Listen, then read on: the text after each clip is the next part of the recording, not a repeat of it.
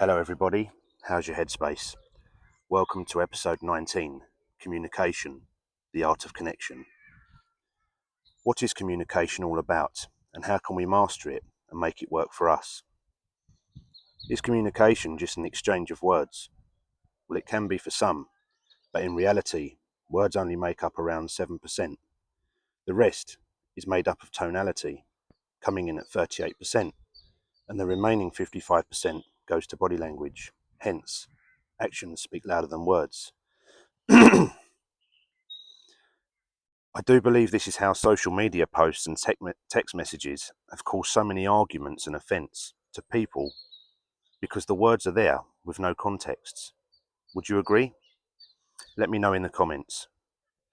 I believe that the quality of your life and what it contains partially depends on the quality of your communication. We all have wants and desires, but guess what? People are not mind readers. You literally have to spell it out. Some people won't tell you due to lack of confidence, or maybe they feel like what they ask for will not be granted, so they fail to get started. Some people are simply shy. So my question is, what makes a good communicator? What happens when you master the art of connection? In simple terms, deals get done, respect gets earned, rapport gets built, relationships form, and bonds get made. Who is the most effective communicator that you know? Watch them go to work in a room full of strangers and see how it gets done. Before we explore what personal qualities good communicators have, let's look at some not so good traits. My personal favourite is when someone is talking and the other person cuts them off mid-sentence. Conversation is not a bloody race. Slow down. There is no prize for finishing first. This is probably one of the reasons I like doing these videos. I can't get interrupted. Appearing distracted or uninterested, scrolling on phones and answering messages or emails. We've all done it. But let's be honest, it's so rude, isn't it? Surely the person doing the talking deserves your undivided attention and basic respect. Only talking about yourself, me, me, me. You could almost be forgiven though, as everyone's favourite subject is themselves. It's the subject you know the most about after all. Don't forget to ask about the other person, otherwise how do we learn? We already know what we know. Every day is a school day.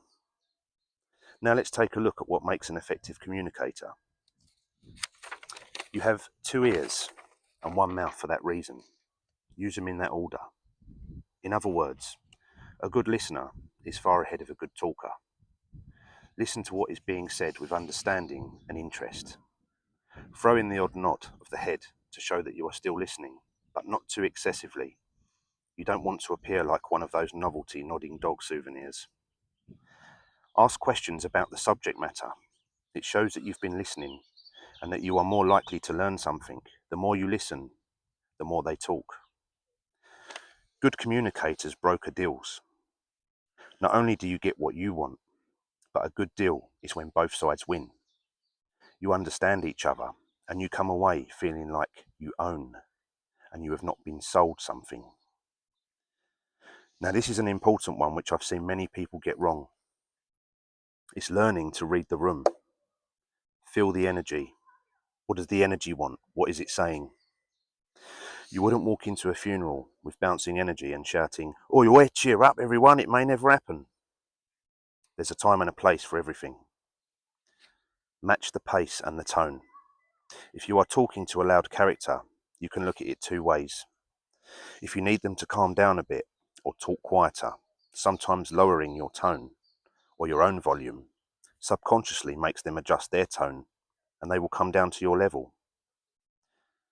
It's a lot more polite and tactful than saying, "Can you talk a bit quieter, please?" If you are building rapport and the environment allows, it would work in your favour to match their speed and tone. They will see a mirror image in you and they will like you instantly. And of course, last but not least, be clear and concise about what you want. What are you trying to achieve? No fluff or filler. Get straight to the point. But stay on track. Speak steady, clearly, and with authority. Stay in the moment. Use open body language. It invites people in. Open hands. Move slowly and deliberately. Fast-paced speech or movement signals anxiety. So to conclude, a good communicator could walk into a room full of strangers and come out with lifelong friends. Having listened and not only understood what was said, but understood what was left unsaid. They read between the lines and they bridge the gaps. Watching a good communicator work a room is poetry in motion. They can make anyone laugh, which instantly puts the others at ease. Have you ever heard anyone say, "Do you know what I can't stand? Laughing. I just hate it." Of course not. Some people light up a room when they walk in, and others when they walk out. Which one are you? Don't forget to ask your nearest and dearest, how's your headspace?